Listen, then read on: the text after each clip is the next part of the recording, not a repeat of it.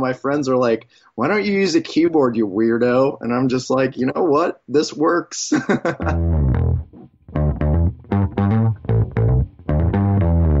You're listening to the Author Stories Podcast, bringing you the story behind the stories and the storytellers.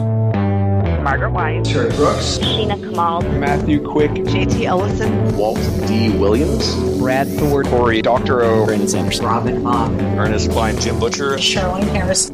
Visit hankgarner.com for archives of all the shows.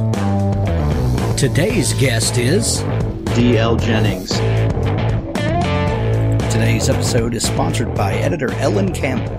Authors, if you are looking for someone to help shape your words into what you originally intended them to be, Ellen can help you do that. Ellen is one of the most sought-after indie editors out today, and she is one of the best. I've used her. So many other people in the community have used her.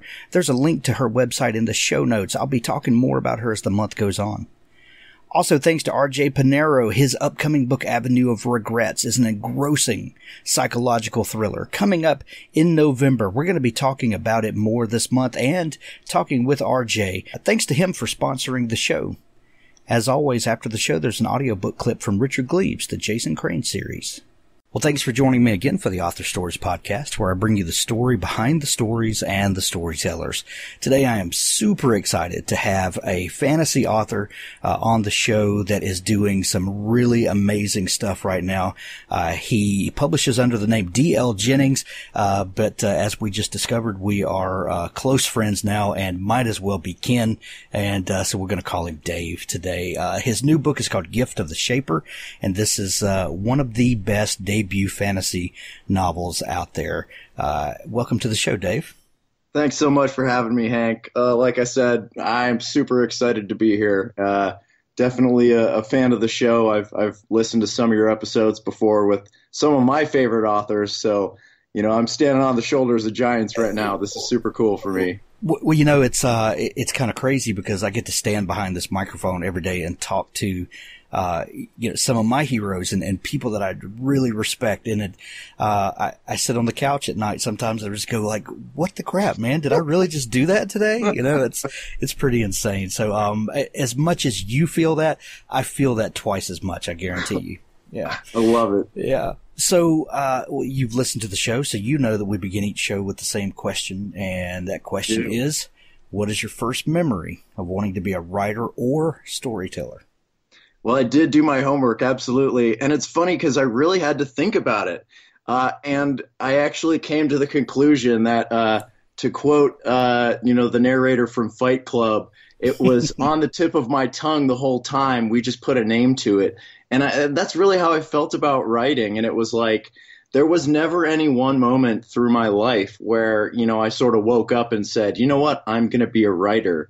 I really think it was just a combination of moments over time that basically culminated in when I finally realized maybe I am a writer. And, that was that point about maybe 5 years ago when I first started writing what would become Gift of the Shaper, my very first book. It's a crazy thing because I believe that most writers were born that way. As some people call it a curse. I call it a superpower. But, I think you're born with it and it comes to our realization at different times in life. But I think the way you put it, that one day you just realize that you were a writer.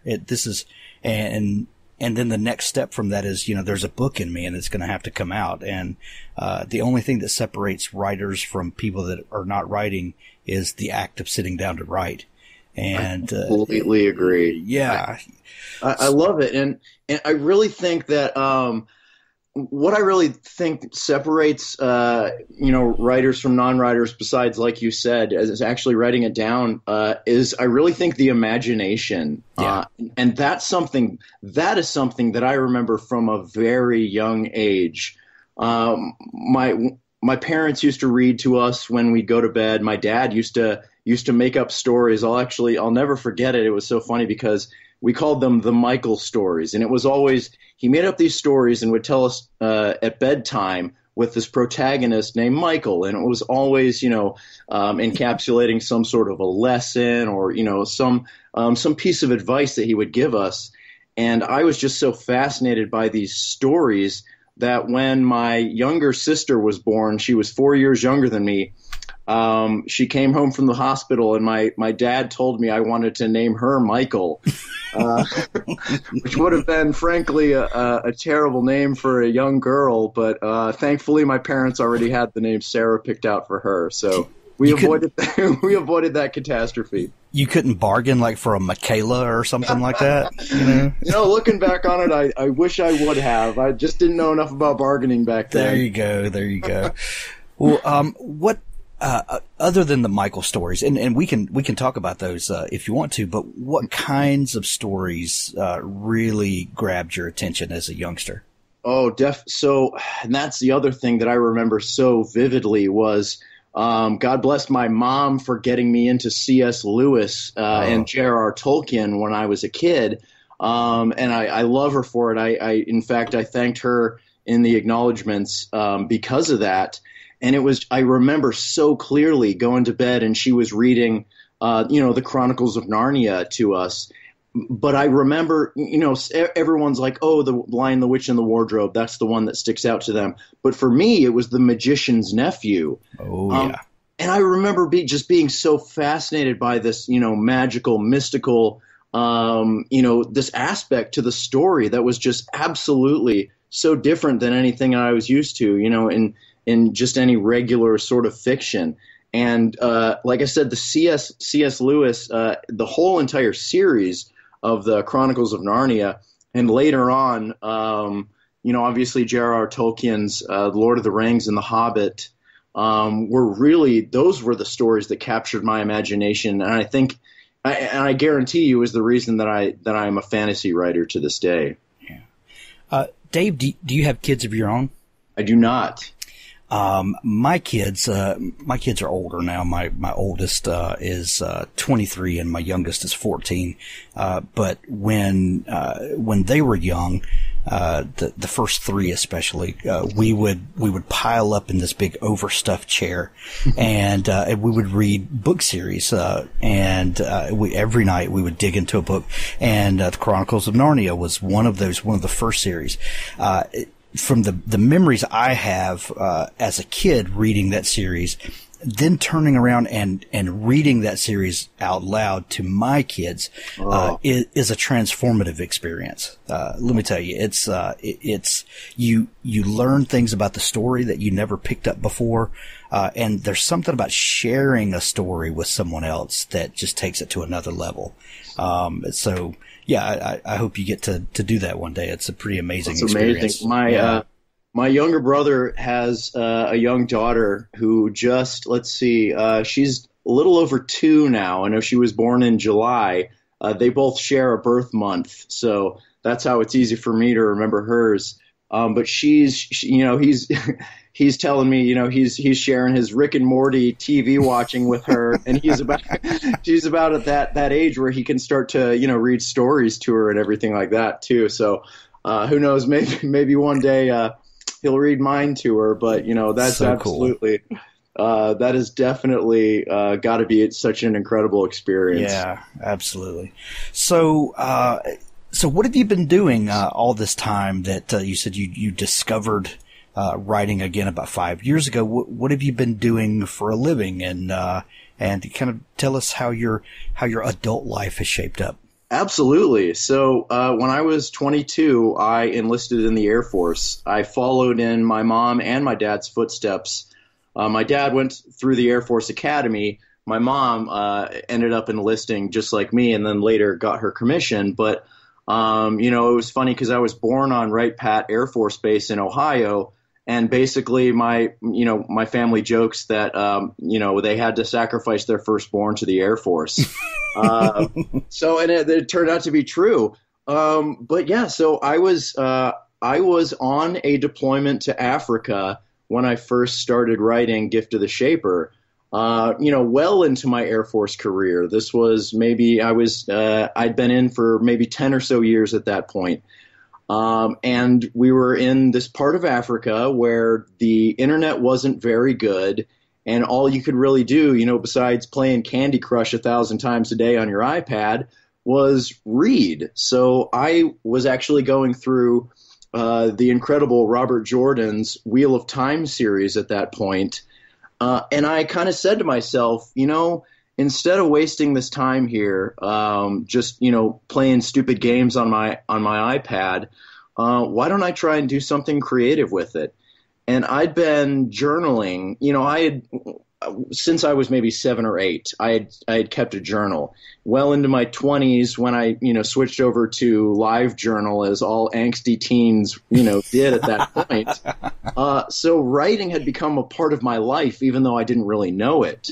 To me, it was just an exercise in getting words on paper. I'd never tried to actually write a story. But like I said, I was just so bored, and I had this creativity that I wanted to kind of direct somewhere. And I thought, what? Why don't I try my hand at writing? And I followed the Stephen King method of just write. So I did. Nice. So at what point? You said you were reading Wheel of Time. Were there any other big epic fantasy series that you got into as an adult? The Dragonlance series was hugely impactful for me. Margaret Hickman and Tracy Watt. Yeah, yes, exactly. I think I flip-flopped the names there, but I also grew up playing Dungeons and Dragons with my two best friends, my younger brother and my buddy Josh, who I also thank in the acknowledgments, because that was like. I'd been like a gamer and RPG player, so little did I know that this whole entire world of fantasy would become something that I'd really taken interest in, and it had basically been preparing me my whole life to be able to do this, to write this fantasy novel, because like I said, the Dragonlance, that series, like I don't even know how many books that spanned. Like 15 or 20 or something. Like it was just a metric crap ton. Exactly. And I can guarantee you, I had read almost every single one of them. I just could not get enough of those. That type of, the magic and the dragons and gods and stuff like that is so fascinating to me. I love that stuff. No one casually reads those books. They either read one or they read all 500. There's no in between. There's absolutely no gray areas there. No casual fantasy fans. That's right. Margaret Weiss was on the show in episode 200, so you should go back and listen. No, that's amazing. Yeah, she was our 200th episode, and if you're a Dragonlance or an old school D&D fan, it will push all of your buttons, I promise. I love being in such great company. That's amazing. It's so cool. So you're in Africa and you've got a lot of time on your hands. You're reading epic fantasy, and man, there's nothing to stoke that fantasy writing desire than getting into someone else's world and just getting lost, isn't it? Yeah. Oh, you are absolutely right. And I love the creativity that I can, when I go and I set myself off in a room somewhere, because most of the time I'm writing quiet, distraction free, and I just love that creativity that comes along with being a writer. It's like I had somebody ask me what I enjoy most about writing fantasy. Why don't I enjoy writing like just fiction or something like that? And to me, it's because anything is possible. You are only limited as a fantasy author, especially. You are only limited by your imagination. You can make up the most bizarre rules and magic system, and as long as you give a little bit of an explanation, like, oh, here's why this makes sense. You are absolutely the gloves are off. You can do whatever you want, and that's the kind of thing that really attracts me about fantasy writing in general. Yeah. Well, one thing that fascinates me is to ask people, especially imaginative fiction, like fantasy or science fiction, things that are kind of not of this world. What comes first to you when you start thinking about a story? Is it the setting? Is it a character? Is it a magic system? Is it some strange creature? How does the world and the story begin for you? Oh, I love that question. That's fantastic. And it's funny because so now I've ever since writing Gift of the Shaper, I've started working on a sequel to it, but I've also started working on another unrelated book. And I think both of those came about differently. But for Gift of the Shaper, it was really like I sat down and I was like, okay, what makes a good story here? All right, where do I start? And like I mentioned, I'm a discovery writer, like Stephen King, where he just kind of sits down and he starts writing. So for me, for when I wrote what would become Gift of the Shaper, I started out with, okay, as simply as possible, write what you know. All right, well, I have a protagonist who's going to be basically me. I modeled him as my avatar, and I started going from there. I would have the characters drive the story, which I think is what lent itself so well to the epic sort of properties of it. Where there, a whole bunch of characters are the ones who are driving the story, and I'm basically just the one who's sitting back and watching it happen. But for the other stuff that I kind of work on, I really do. I sit down and I see like a scene and something. Sometimes, maybe as simple as a sentence will come into my head. It's nothing like J.R.R. Tolkien, who was like, in a dirty little hole in the ground lived a hobbit. It's nothing as an amazing story as that, but it does really start out with an idea with me. So then the idea then begins to take shape, and when did you begin to know that Gift of the Shaper was going to be a story? At what point did you start seeing, okay, I see the world now. Now I know what's happening in this world. How long did you play with it and kind of walk around in that world before you started getting the gist of it? Oh my gosh, I definitely. It was about maybe 3 or 4 chapters in. Really, even maybe like 5 or 6, I think, was when the story really started to take shape. Because, like I said, I started out. I had a blacksmith and his son, and kind of setting out to not really, just kind of meandering around, and all of a sudden, I'd say maybe 5 chapters in, I threw in the first little twist where, something in the back of my mind said, hey, maybe this would be interesting. Let's go from here. Let's explore this possibility. So I took that and ran, and that became the first kind of, it's on the book cover, so it's not a spoiler, but basically, my main character, Thornton, his father gets kidnapped. He gets captured. And all of a sudden, Thornton is forced to leave his small village of HIGHGLADE and sort of figure out, like, okay, what do they want with my father? Where have they taken him? Is he still alive? All those questions. And that was still, that's when I moved over from the passenger seat into the driver's seat and really started to flesh out this world. That was when I sort of very slowly started to invent the magic system and everything like that too. Nice. I love that analogy of getting out of the passenger seat and getting into the driver's seat. Because that's very much what it feels like. Yeah, and half the audience, the writers in the audience, are all nodding their head like, yeah, I get that. I get that.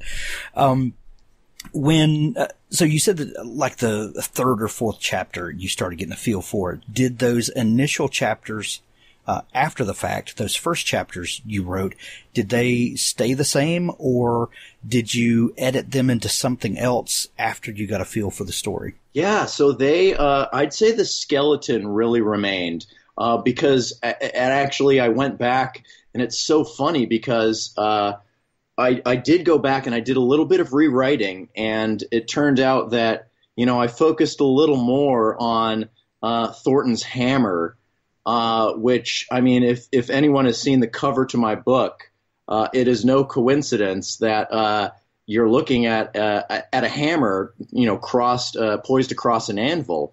And that hammer was a result of some of the rewriting that I did when I went back and I was like, you know what? Maybe something a little mystical could be going on here. So absolutely, there was definitely a lot of change.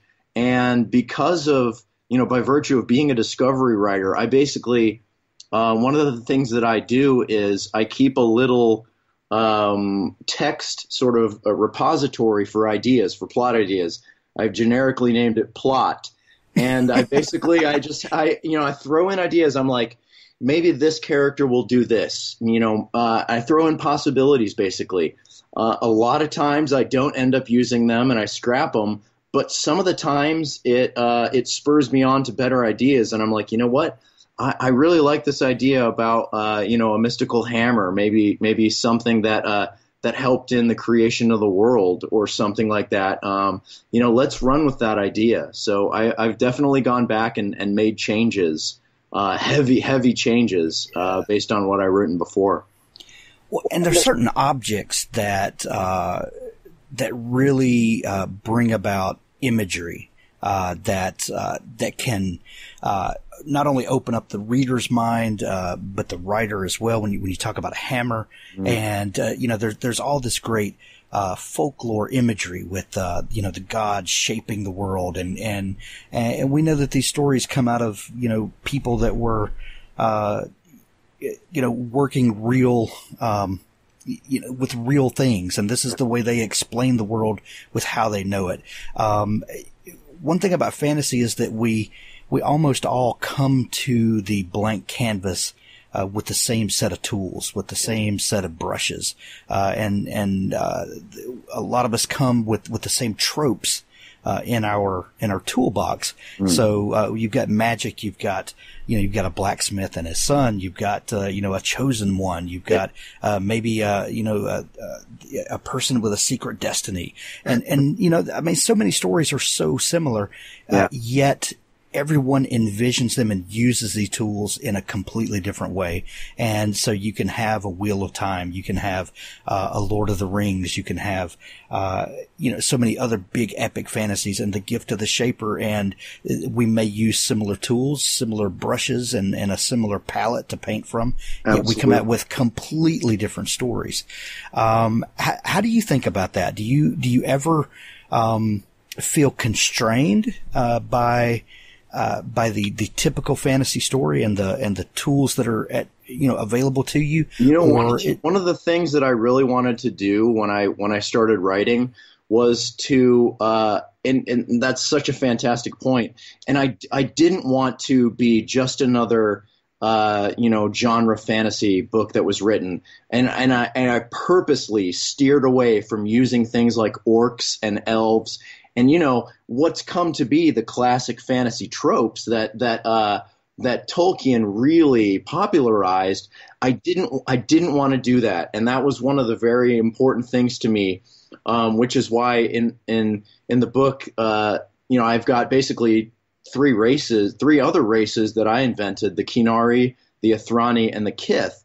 And readers will come to realize that the Athrani and the Khyth are sort of similar to humans in some very peculiar ways, being different. But that's absolutely something that I was really cognizant of when I was writing, was not to try to fall into those old traps of, here's just another story about elves. Here we go again. So I didn't want to do that for sure. Well, and you really focus on the mythology and folklore of the world, and that's one thing that a lot of fantasy stories leave a little disembodied. So you've got magic systems, and you have fantastical things that happen in a world, but they're not connected to anything. By bringing in the folklore elements and kind of building a mythology for this world, did that help you as a writer to say, okay, this makes sense? Therefore, I think it'll be a more grounded, engaging story. I think it really did. Yeah, absolutely. And that's I was sending out early drafts to my friend Nicole, who is thanked very first in the acknowledgments, because she read the bulk of the book before I even started sending out chapters to other friends. And one of one of the lines that she really loved was when there were two characters, they were discussing the Shaper of Ages, who was one of the deities in the book. And Olson, who's the father of Thornton, he says, tell me a little bit about the Shaper. And the other character says to Olson, he says, well, Olson, this isn't simply, mythology. This is why the world is the way that it is. And, I really wanted to nail down the fact that, this is an invented folklore or a mythology or whatever, but to these characters, it is absolutely real. This is how their world was formed. And, this is how they see their gods. And, absolutely. I think that that to me helped me really kind of flesh out the story and the mythology was that relationship with them. Yeah. How long did it take you to get through that first draft? Oh, geez. I think it was actually a little under 2 years, which, like I said, I wasn't a full-time writer then. I'm still not, but, I'm still active duty Air Force, interestingly enough. But, to me, those were my weekends. That was my evenings. I'd come home from a long day at work, and sometimes on deployments, and I would sit down, and that would be my way to unwind. So, there was a lot of time spent on long road trips, thinking of, plot elements, imagining scenarios in my head and everything like that. But, excuse me, the first draft took me just under 2 years, and I think I did about 6 months of revision on it before I started to send it out. Nice. When you got to the end of that first draft, and how did you know that the story was finished? A lot of, especially first-time writers, kind of have a lot of trouble landing it, sticking, knowing when to bring it in. Was that a struggle for you, or did you see the ending beforehand? So I love that. Yeah. And I really kind of knew. So, and I remember the Eureka moment when I had finished writing the book. I remember that very clearly. I was like, I just wrote a novel. I just did it. And, I made a Facebook post about it and everything, because and I'd kept it a secret from my friends because, I didn't want to be like, oh, look at me, I'm a writer. And it was, most of them were caught by surprise. But, having that repository of text that I was talking about earlier, I drew very heavily from that. And a lot of the ideas, like I said, I would throw out, but I did end up going with some of the other ideas. There were a lot of threads that I needed to tie up at the end, but I very much had a conclusion at the end. And when I got there, I knew it. I absolutely knew it at the moment that I wrote that last word, that I was done with the story. Nice. I've gone through and read some reviews on Amazon and seeing how other people are receiving the book.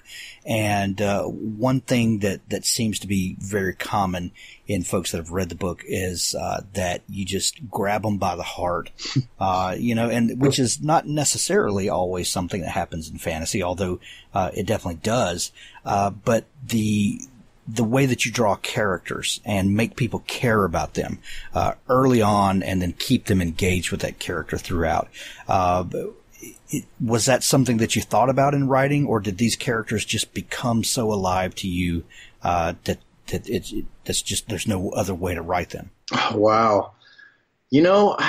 That's a really wonderful question. And I think a lot of it, the characters, I think, sort of really developed on their own. And I was very cognizant of making each one of them, of fleshing them out. A lot of them I actually would base on real people. And that was actually really important to me when I was writing characters, because I wanted to make them so realistic, and I wanted to make them seem like real people with, not only flaws, but, little quirks of the personality too. So, characters that, some of the characters that become very important in the story, I wanted to base on people who are close to me, so I could feel the emotion. When they're in danger, I wanted to feel frightened. It's not a spoiler by saying I killed off one of the characters, and it was it was emotionally draining for me. I actually cried when I killed off one of these characters, because I had developed this relationship with them through, the last 2 years basically. And it was really difficult for me to say, all right, well, your time has come. You've done what you needed to do in the story, and now it's time for you to go. That was hard for me. Well, that's when you know you're doing it right, when you make yourself cry. Yeah, that's you're like, oh, okay, all right, this is bigger than I am. So. Yeah.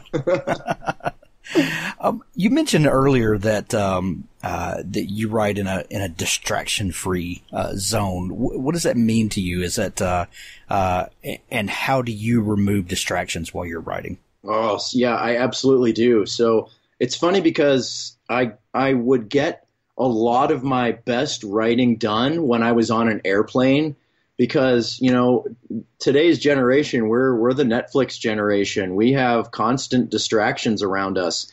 I can always find a reason to not write. There is absolutely I spend 3 hours a day on Reddit, and it's just like, it is so easy for me to just pick up my phone and hit that internet button and just forget about the world.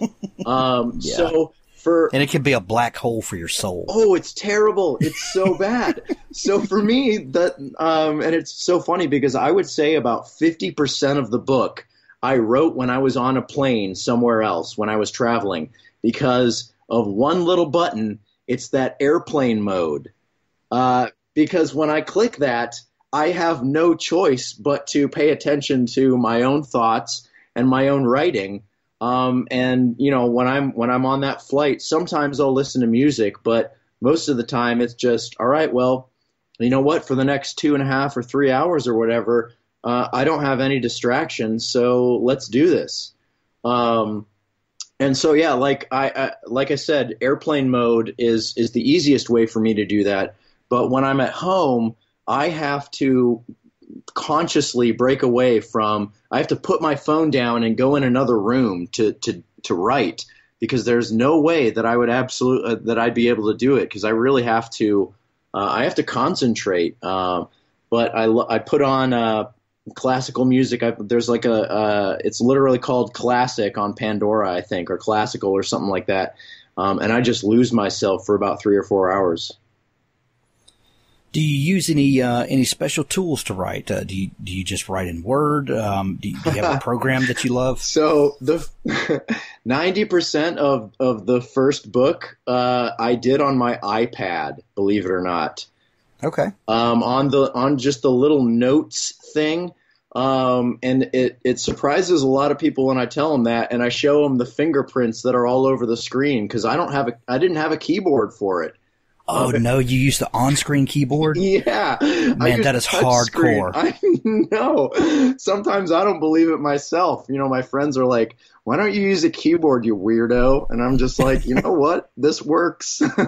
When you find your groove, don't listen to anybody. Absolutely. Yeah. I totally agree with that. I love that though. I love that you just use the Notes app and do that. I'm always dinking with tools and apps and stuff. And, I just love just a plain text editor. I couldn't agree more. For the same reasons you do. I don't want to format text. I want to write. I want to get the story out. I don't want to be able to choose from, 150 different fonts and different sizes. I just want to type. Absolutely. And then you take it into a word processor later and get it all worked out. But, oh, yeah. If I have options, I will endlessly sit there and choose options instead of writing. There's always some reason, like you said, to not write. Definitely. Yeah. It's really like, one of the other things that I kind of really like about it is that it's, you have that, the home sharing between your your network. So I could, if I was really desperate and I had an idea or something like that, I would pull up my phone and I would start typing away on the notes that I had there because, they're connected or whatever, which was really useful to me. But yeah, you're absolutely right. Sitting in front of just a blank screen with a, simple word processor is, to me, the best way to do it. Yeah, absolutely. You said you're working on a sequel to this and something else. When do you think you might have something else releasing? So I am proud to say I'm about 90,000 words into the sequel right now. Nice. Yeah. So I just counted that up the other day. So I am tearing through that. But it's actually pretty funny. I sort of put that on hold because I just started, I installed basically, and I'm using air quotes here, a home studio where I'm actually going to record the audiobook for Gift of the Shaper. So I'm about, nice. I love it. I've been having so much fun with it, doing the different voices and everything like that. I need some work on my female voices, but it's been a lot of fun doing, because I throw in different accents and stuff like that. And I don't know if you saw this in my bio, but actually my first job in the Air Force, I was a Korean linguist. So accents and languages have always been something that has fascinated me. So, to me, it's like I'm a little kid again, and I'm getting to make up all these imaginary voices and everything like that. So I've just been having a blast with that. But ever since I wrote this first book, I've truly discovered that writing is my passion. And it's something that drives me and absolutely keeps me going. And I really hope to have the sequel, maybe a rough draft done, by the end of the year, maybe. Excellent. Yeah. Excellent. Oh, man. So what has been your fondest reaction to the way other people have received your book? It's always a weird thing when you write something that's it's part of you and it goes out into the world, and you just never know, how people are going to take it. And then, you start getting positive feedback, and sometimes the positive feedback is more weird than the negative feedback. It's like if it's negative, you could put a defense up and, you can just write people off. But when they start saying nice things about you, it gets kind of weird sometimes. It does. But yeah. So how do you handle that? And what's been your favorite thing someone has said to you? So to date, my favorite Amazon review that I've gotten, it was an old woman I know because my mom is friends with her, and she said she started her review out by saying, "I do not read fantasy," and and she proceeded to list out all the reasons why she enjoyed the book so much. And it was, like you mentioned, the characters. She loved the characters. She loved the storytelling, the mythology, the folklore behind the world. But I think, that's the thing about stories. The wonderful universal thing about stories is you can love the characters that are involved no matter what the genre is, whether it's sci-fi, whether it's, of mice and men, whether it's, a fantasy book, or whether it's horror. You come to love the characters. And to me, really the most overwhelming feedback has been people who enjoyed it and, were emotionally caught up in the story. That to me told me that I did something good, that I did something, great. And that was absolutely, I definitely, that feedback, that review I was telling you about absolutely made me cry. I was not expecting it. And it hit me so hard. I mean, to have somebody who doesn't read the story that the genre that I wrote in, to have enjoyed it, not just who have enjoyed it, but to have really, truly enjoyed it and to be engrossed in it, was so amazing to me. And to have taken the time to write a review about it. Oh, it hit me like a ton of bricks. I was like, I could not believe that something so positive came out of that. And it was really like, it was rewarding. It was like, all this work that I put into it, that was when it paid off, right then, that moment. That's pretty awesome. Dave, the book is called Gift of the Shaper, Book 1 of the HIGHGLADE series. It's on sale now, published under DL Jennings. Dave, where can people, if they want to know more about you, follow along with what's coming up next, can they find you online anywhere? Absolutely. Yeah, if the easiest way I always say is just Google DL Jennings, because I got, I'm all over Facebook, Twitter, Instagram if you want to follow pictures. But my website is dl-jennings.com because somebody was camped on the dljennings.com website already, and I wasn't prepared to pay the amount of money they were holding it for ransom. So jerks. I know. Yeah. That's what I'm saying. Like, use it or do something. Don't just sit on it. Come on. Ridiculous. Crazy. Dave, thanks so much for taking time to come on the show. We're going to put a link to Gift of the Shaper in the show notes at hankgarner.com, and I'll link up your social media as well. Dave, I've had a blast talking with you. Thanks so much for taking time to come on the show. Thanks so much for having me, Hank. This was a pleasure. Thanks for listening to the Author Stories podcast. For more great author interviews like this one, go to hankgarner.com and dig through the archives. There's something there I know you'll love. Now stay tuned for a special audio clip from Richard Gleaves' The Jason Crane series. He led Jason to a small bistro. The door set tiny bells to chime as they entered. The place shivered with smells. Coffee, hot chocolate, and croissants. "This," he said, extending his arm towards a woman in an apron, "is Jennifer. She makes the best scones and is tragically spoken for." He kissed the woman's hand. She was plump, in her 50s. She had left one curler to dangle at the back of her head this morning. "If it's a tragedy to you, this is the first I've heard of it." She swatted at him with a menu. "Why didn't you speak up 20 years ago, lady killer?" Jason sat. Jennifer put a glass of water in front of him. "And who is this fine gentleman?" "This," said Hedwig, joining, "is my son's great-grandfather's great-great-nephew." "That's a lot of greats. Any great-great-great-whatever of Hedwig is great by me." She giggled at her own wit. "I'll be back for your orders." Hedwig swatted her rear end with a menu as she left. He made small talk about the bistro, the specials, what was good, the Benedict, or not so, the hanger steak. When their orders came, coffee for both, eggs for Jason, a scone for himself, he got down to business. "I met your grandmother about, a year ago. Valerie and I have a mutual interest in old families, particularly old families related to the legend for obvious reasons. Valerie's lived in Tarrytown for years, though her family's up near Boston. Now don't worry, I don't believe all that nonsense about a Headless Horseman.